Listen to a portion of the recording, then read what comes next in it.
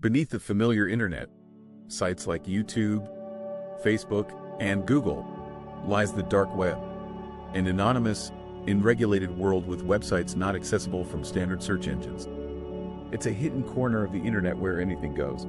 For a time, the biggest site on the dark web was Silk Road, an online black market for all sorts of illegal goods and services, ranging from body parts and weapons to hitmen and, most commonly, drugs. Silk Road was often dubbed the Amazon of drugs because users could simply visit the Silk Road site, purchase any substance they wanted with just a few clicks, and have it shipped directly to their doorstep like an Amazon package. What's perhaps most surprising about this illicit empire is the identity of its creator, Ross Ulbricht. Ross is our story's unlikely protagonist. Ross grew up in a loving family in Texas. He was a Boy Scout as a child, studied physics at university, and was considered a very sweet guy by all his friends and family. Imagine their shock when they learned that Ross was the criminal mastermind behind the largest online drug empire in history, responsible for over $1.2 billion in sales of illegal goods and services. To add to the intrigue, there were claims that this seemingly sweet kid had paid hitmen to kill his enemies, or did he? To this day, there is debate over Ross's guilt. In this video, we're going to delve into the murky world of the dark web and uncover the true story behind the infamous Silk Road marketplace. We'll also explore how the government managed to track down Ross despite his use of the Tor browser, which was designed to make him completely anonymous. How do you find someone who can't be tracked? This is a true story filled with mysteries, twists, and even a few corrupt government agents. Welcome to the fascinating story of the Silk Road Empire. Ross Ulbricht wanted to change the world, but his life so far had been a series of almosts. He tried several business ideas but never quite succeeded with them, and he was starting to feel like his life was passing him by. However, there was one business idea Ross kept coming back to: an online marketplace where people could buy or sell anything imaginable with no limits or restrictions. Ross was a staunch libertarian and often debated why the government shouldn't have so much control over people's lives, especially regarding drugs, which he believed should all be legalized. He argued that it wasn't the government's right to dictate what people could or couldn't put in their bodies. When others raised safety concerns, Ross would counter with examples like Big Macs from McDonald's, which contribute to health issues, or cars, which cause numerous deaths each year. To Ross, the idea of a marketplace where people could buy and sell whatever they wanted was not just a business opportunity but a way to liberate people and help the world. After some research, Ross discovered the Tor browser, which allowed users to access the dark web anonymously, concealing their real IP addresses and identities.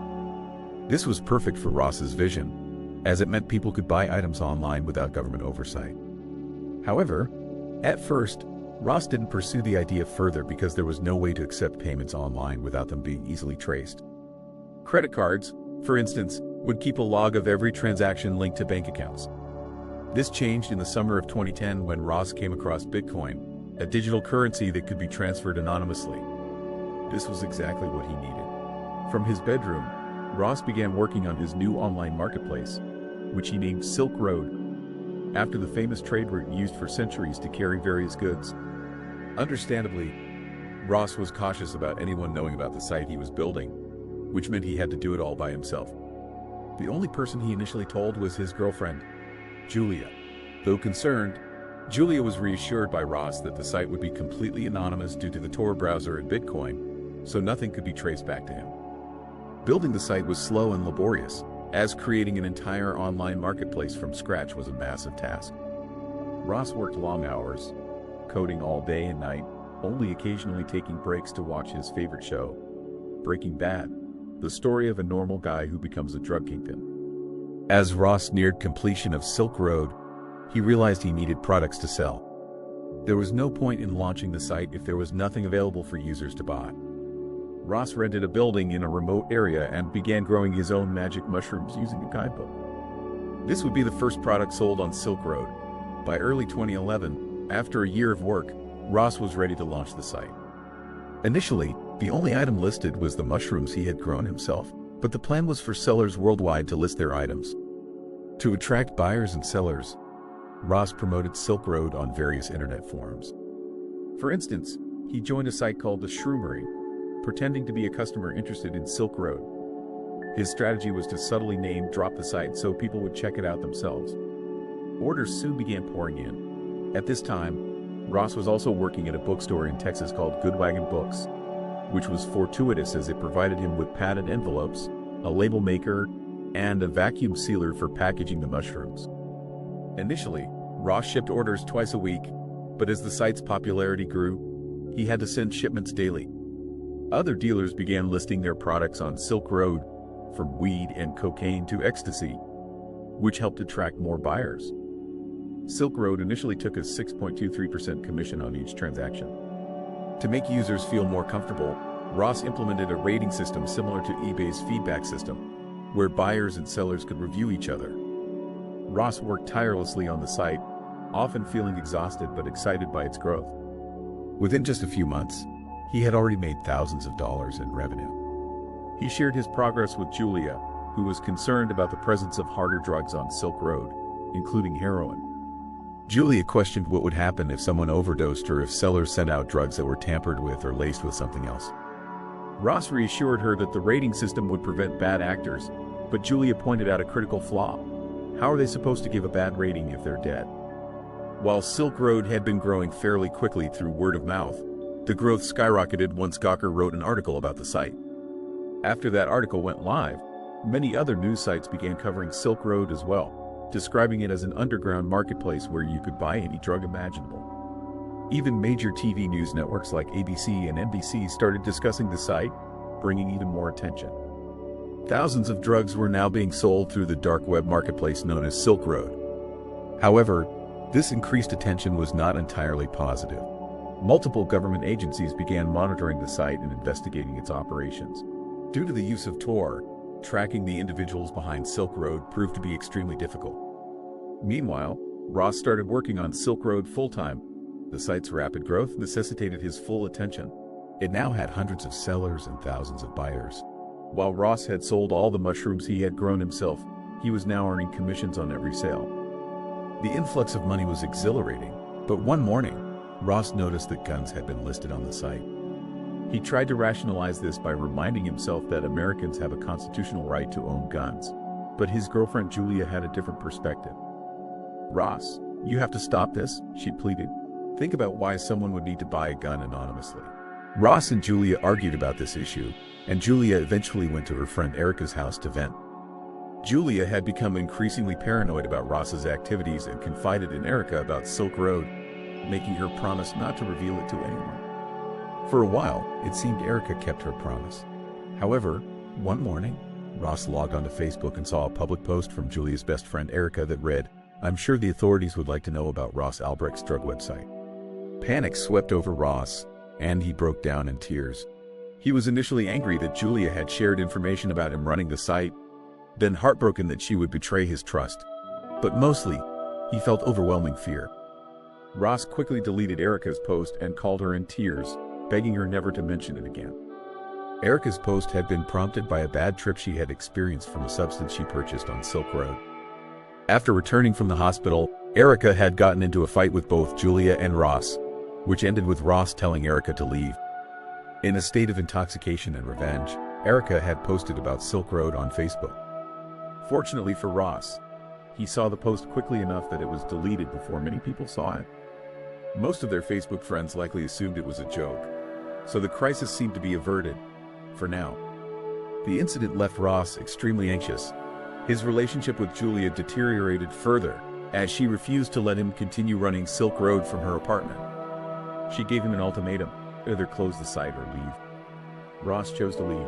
In fact, after the Erica incident, Ross decided he needed to temporarily leave the country as a precaution, so he went traveling. Ross went to Bondi Beach in Australia to relax, celebrated the Lunar New Year in Vietnam, and even backpacked through Asia, hopping from different islands and staying in youth hostels. The travelers he met along the way had absolutely no clue that Ross was running the biggest illegal site in the world and that he was now worth millions of dollars in Bitcoin. Life was good for Ross, but there was a downside to his travels. He often had to rely on internet cafes to access Wi-Fi so he could manage Silk Road. This made him anxious about others seeing his screen and realizing what he was doing. To mitigate this risk, He always chose a spot in the corner of the cafe and programmed his laptop so he could instantly turn his screen black by pressing a specific key if he felt anyone was looking.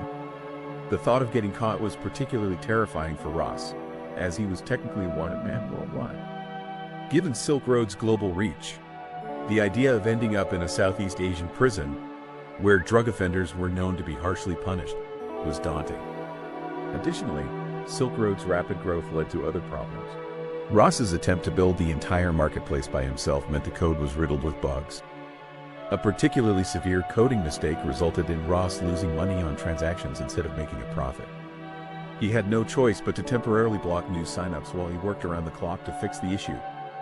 Ross also faced challenges such as hacker attacks demanding ransom in Bitcoin, customer complaints, and packages being seized in the mail.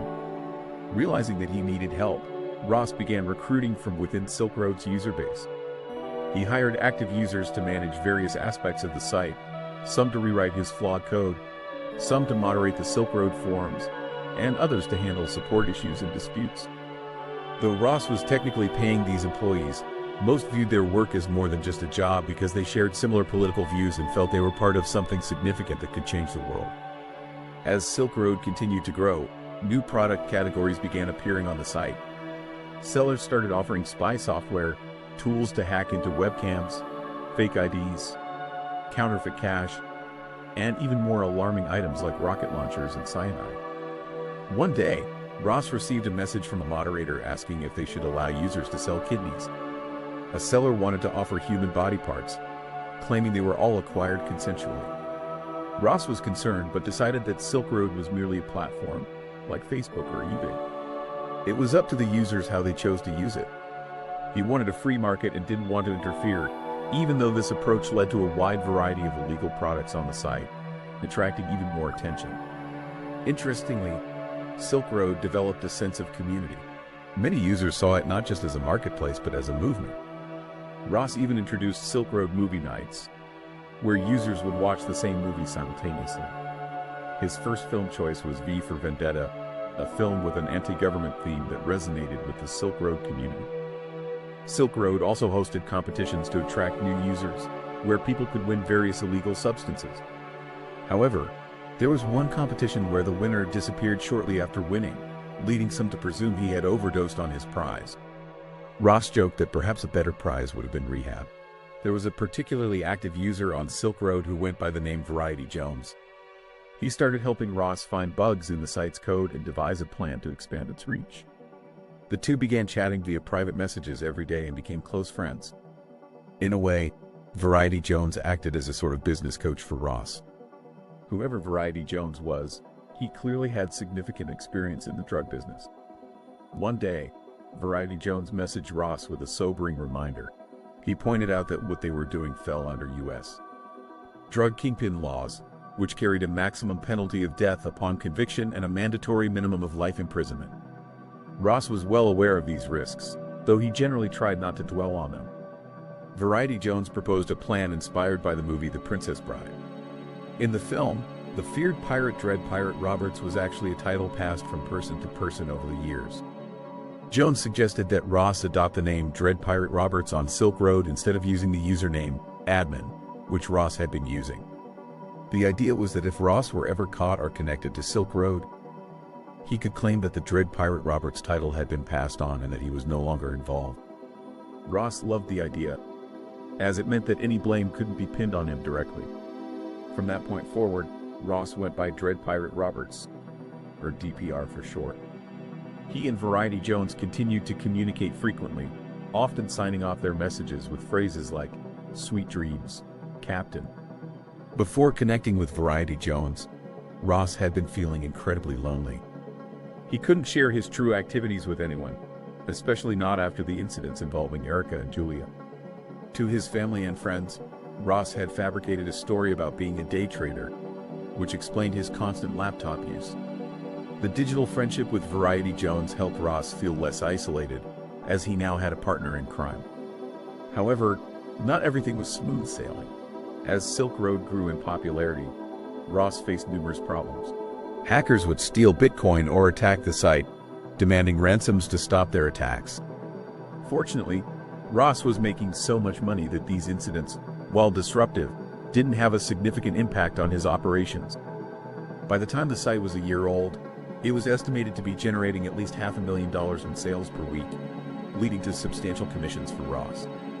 Additionally, the rising value of Bitcoin meant that his earnings from transaction fees were worth significantly more. By the end of Silk Road's second year, the site had nearly 1 million users, and Ross's personal net worth was reportedly in the tens of millions of dollars, primarily in Bitcoin stored on thumb drives scattered around his apartments. Ross told Variety Jones that by the time he was 30, he wanted to be worth $1 billion. Remarkably, it seemed like this goal was within reach if they continued expanding. Silk Road's growth was so extraordinary that by its peak, it could be considered unicorn if it were a conventional company, a term reserved for businesses valued at over $1 billion. Ross experienced a surreal moment during a visit to Dominica, realizing that Silk Road was worth more than the entire country's GDP. Yet, despite the success, Ross occasionally received brutal reminders of the real-life consequences of his empire. One such reminder came when he saw a news story about a synthetic LSD sold on Silk Road. The drug was so potent that it led to a tragic incident where a person fell from a balcony, believing they could fly. The drug had been made in an unregulated lab in China and sold through Silk Road. The victim, who had purchased a party pack containing the synthetic drug, experienced severe panic, leading to the fatal fall. The U.S. government was intensifying its efforts to track down Dread Pirate Roberts. But it might surprise you that the breakthrough in the Silk Road case came from an unexpected source, an IRS agent making a simple Google search. Gary Alford, a tax inspector assigned to the Silk Road case, had little prior knowledge of Bitcoin, Tor, or Silk Road itself. What Gary did have was a meticulous eye for detail and a knack for thinking outside the box. He was inspired by the case of the Son of Sam serial killer, where a seemingly trivial detail, a pattern of parking tickets, had led to a major breakthrough. Gary started his investigation by searching for the earliest mentions of Silk Road online. Using advanced search techniques, he found a forum post from early 2011 on a site called The Shroomery by a user named Altoid. This was the first online mention of Silk Road, and Gary noticed that this user was also promoting Silk Road on multiple forums around the time it launched. Further investigation revealed that Altoid had posted a job ad for a Bitcoin-related project, directing inquiries to rossalbrecht@gmail.com. This piqued Gary's interest, and he delved deeper into Ross Albrecht's online presence. Gary discovered Ross's YouTube channel, which featured videos on libertarianism and a saved video on evading theft detection. Ross also used the username, "Oh yeah, Ross," which seemed to match the frequent use of "yeah" in Silk Road communications. Additionally, Gary found Ross's LinkedIn profile with anti-government posts and a Stack Overflow question related to Tor, which Ross had posted under his real name before quickly changing it to Frosty. Gary's research seemed to point strongly toward Ross Ulbricht being the creator of Silk Road, but conclusive evidence was still lacking. However, other agencies working on the case, such as the FBI and DIA, had made significant progress. They discovered the IP address of the Silk Road server, located in a data center in Iceland. By working with Icelandic authorities, they managed to infiltrate the server. The key breakthrough came when the FBI discovered that the server and the computer used by Dread Pirate Roberts were both named Frosty. This was a critical connection, as it matched the pseudonym Ross had used on Stack Overflow. Gary's findings, combined with the FBI's discovery, confirmed that Ross Ulbricht was indeed Dread Pirate Roberts. Gary shared Ross's current address with the FBI, revealing that he lived just a few blocks from the internet cafe where the Silk Road admin's IP address had been traced. This proximity was the final piece of evidence that linked Ross directly to Silk Road. The authorities realized that Ross Ulbricht was the elusive criminal mastermind they had been hunting. His downfall came not from grand strategic errors but from a series of human mistakes and oversights. Gary's digital parking tickets had uncovered the truth, leading to the unraveling of Silk Road's empire. Now that the authorities had identified Ross as Dread Pirate Roberts, their next challenge was to apprehend him, a task that, surprisingly, would not be as straightforward as one might expect. The FBI assigned a team of undercover agents to monitor Ross Ulbricht closely, tracking every move thanks to their access to Silk Road's server logs. They could see precisely when the Silk Road admin logged in or out, and it consistently matched when Ross opened or closed his laptop. It was clear he was their prime suspect. However, they faced a significant challenge. They needed to catch Ross with his laptop open. The laptop contained crucial data, including information about Silk Road's operations and other individuals involved. If they simply stormed in, Ross might close his laptop, locking the encrypted data and potentially providing him with a form of deniability. So, they had to act with precision, catching him red-handed at his laptop to ensure they had irrefutable evidence. On October 1, 2013, Ross went about his day as usual. He started at a busy cafe, but unable to find a private spot, decided to head to the San Francisco Public Library. There, he found a secluded corner and logged into the Silk Road admin area. Unbeknownst to him, the library was teeming with undercover FBI agents. To avoid tipping Ross off, 2 agents created a distraction behind him, posing as a couple engaged in a loud argument. As Ross turned around to investigate the commotion, another agent swiftly grabbed his laptop. Before Ross could react, another agent handcuffed him and placed him under arrest. The operation was flawlessly executed. Ross was caught with his laptop open, displaying the name Frosty in the corner of the screen. Inside, agents discovered a detailed diary about Silk Road's operations and thousands of incriminating chat messages. This evidence would be pivotal in prosecuting Ross and uncovering other Silk Road operatives. The story quickly made headlines worldwide. The Boy Scout, who had secretly run a website trafficking $1.2 billion in illegal goods, was exposed. His family struggled to believe the accusations against him, convinced there must be some mistake. As the authorities reviewed Ross's open laptop, they uncovered even more astonishing revelations. They discovered that one of their own, a government agent named Carl Force, had been secretly messaging Ross and accepting payments in exchange for confidential information about the Silk Road case.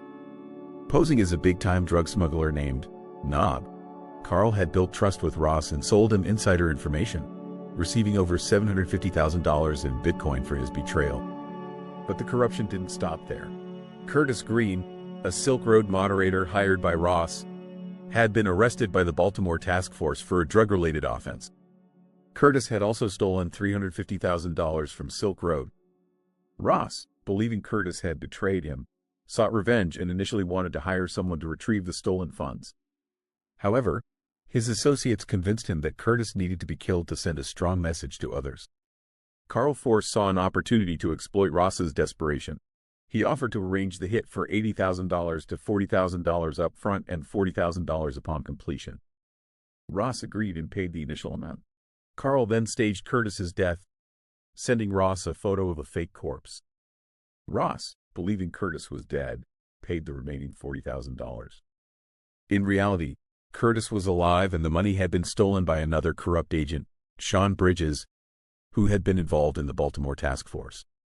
Sean had used Curtis's moderator account to siphon Silk Road's funds into his own Bitcoin wallet.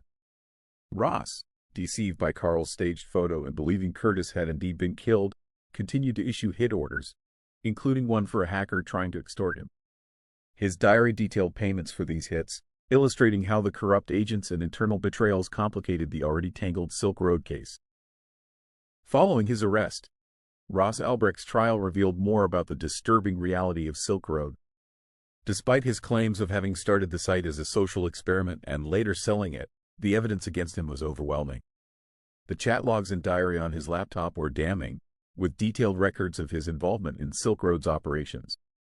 The trial found no evidence to support his claim that he had sold the site, and Ross's continuing receipt of Bitcoin from Silk Road's commissions indicated he was still in control.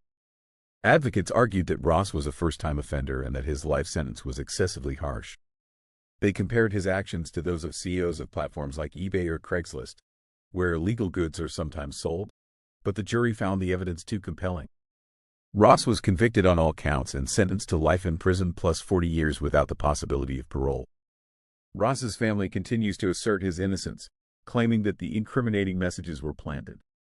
However, the court's decision reflected the gravity of the harm caused by Silk Road, with the judge highlighting the widespread damage and fatalities linked to the site.